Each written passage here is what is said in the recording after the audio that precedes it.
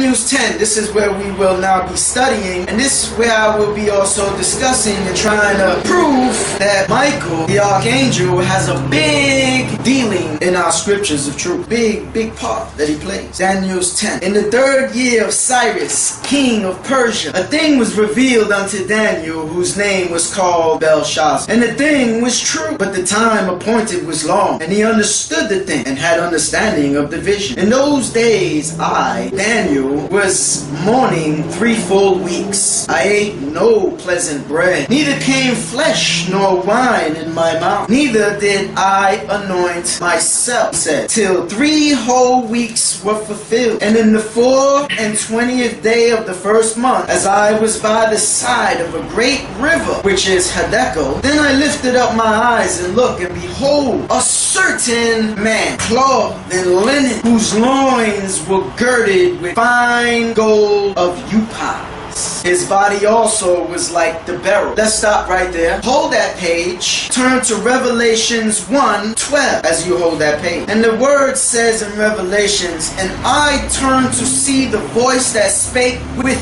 me. And being turned, I saw 7 golden candlesticks. And in the midst of the 7 candlesticks, one like unto the Son of Man. Here he's looking at something that appears like unto the Son of Man. And Daniel's verse 5, it says, I lifted my eyes and looked, and behold, a certain man, clothed in linen, whose loins were girded with fine gold Upas. And in Revelations 1:13, it says, and in the midst of the 7 candlesticks, one like unto the Son of Man, clothed with the garment down to the foot, and girt about the pack with a golden girdle. So the golden girdle, here it says, whose loins were girded with fine gold. So though it may be a little bit different, it's similar. One is Christ before his ascension. One is Christ after his ascension, speaking in the year 90 in the Revelation. To separate at different times. Let's continue. Verse 6, Daniel's 10, verse 6. His body also was like the beryl, and his face as the appearance of lightning. In verse Revelations 1:14, his head and his hair was white. So when it says white, it's similar to as the appearance of lightning.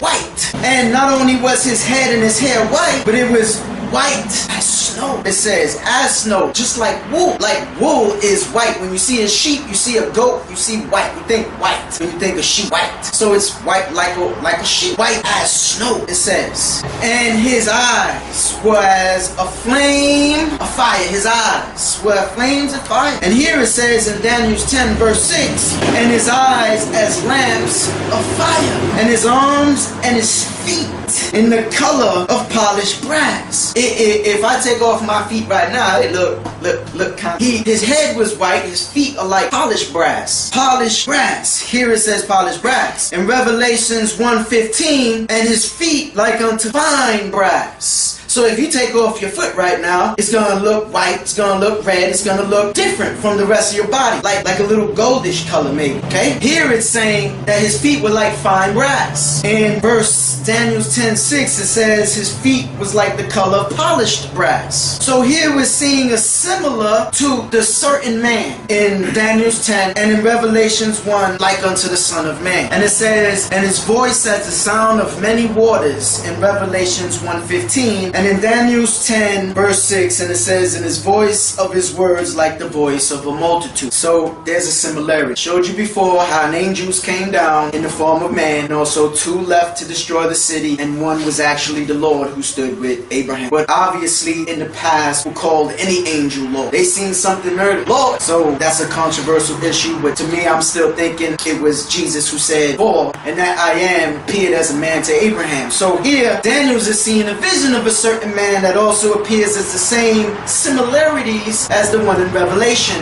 when he speaks in the red letters saying that's God himself. Let's continue. And I Daniel alone saw the vision, for the men that were with me saw not the vision, but a great quaking fell upon them, so that they fled to hide themselves. Therefore I was left alone and saw this great vision, and there remained no strength in me, for my comeliness was turned in me into corruption, and I retained no strength. Yet heard I a voice of his his words. And when I heard the voice of his words, then was I in a deep sleep on my face, and my face toward the ground. And behold, a hand touched, which set me upon my knees and upon the palms of my hand. And he said unto me, O Daniel, a man greatly beloved, understand the words that I speak unto thee, and stand upright, for unto thee am I now sent. And when he had spoken this word unto me, I stood trembling. Then said he unto me, Fear not, Daniel, for from the first day that thou didst set thine heart to understand, and to chasten thyself before thy God, thy words were heard, and I am come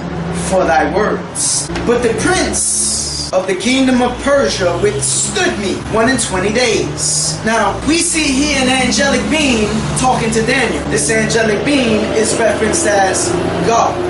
However you want to prescribe it. To me, it's Christ talking to him. And he's saying, the prince of the kingdom of Persia withstood me 21 days. So this is a spiritual battle in Persia going on, that they're fighting. A spiritual battle. There was times when the angel of the Lord came down and smote 185,000 Assyrians in one night. Murked them all. But here he's saying the prince of the kingdom of Persia I've been fighting with for 21 days. So there's a battle, a war going on right now. Spiritual war. And he says, below Michael, one of the chief princesses came to help me, and I remained there with the king of Persia. So now we see two different entities, two different beings being mentioned. We got this entity of Christ in the pre-incarnate state before he was born in the flesh, and then we also got him also mentioning of Michael, another angel who has also armies and angels that back him up, because he's only one of the chief princesses, and there must be many out there, and the armies of heaven and all those good. And I remained there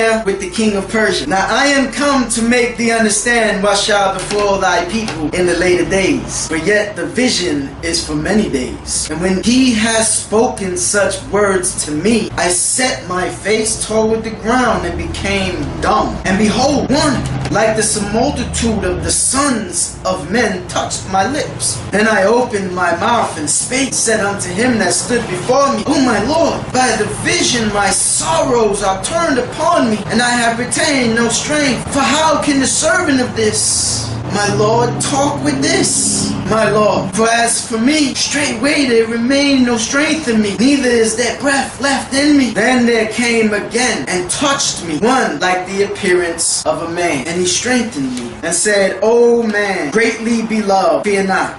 Peace be unto thee. Be strong. Yeah, be strong. And when he had spoken unto me, I was strengthened, and said, Let my Lord speak, says, for thou hast strengthened me. Then said he, Knowest thou wherefore I come unto? And now will I return to fight with the princess of Persia. And when I am come forth, lo, the prince of Grecia shall come. Now this is a very important part of Daniel's 10. It says, But I will show thee that which is noted in the scriptures of truth. Now we got this here. This is the Bible, about 2 inches, 2.5 inches thick, small print. This is the scriptures of truth. But he's referring to scriptures of truth at that time, which fill up libraries. But this is what we get for our basic salvation, so we can understand and learn mysteries, because there's no private interpretation in this thing. It can all be revealed. Even the mysteries of Christ, the mysteries of God, all be revealed. But here he says, I will show thee that which is noted in the scriptures of truth, and there is none that holdeth with me in these things, but Michael, your prince. So Christ is saying that there's nobody else that holds something dearly before God. No one that does not hold the scriptures of truth. There's none other but two that hold the scriptures of truth. The pre-incarnate Christ and Michael, prince. And that's what the scriptures say, reveal clearly. And Daniel's and Revelations 1 show that the pre-incarnate Christ and the ascended Christ are one. And he's saying that Michael also holds these things with him.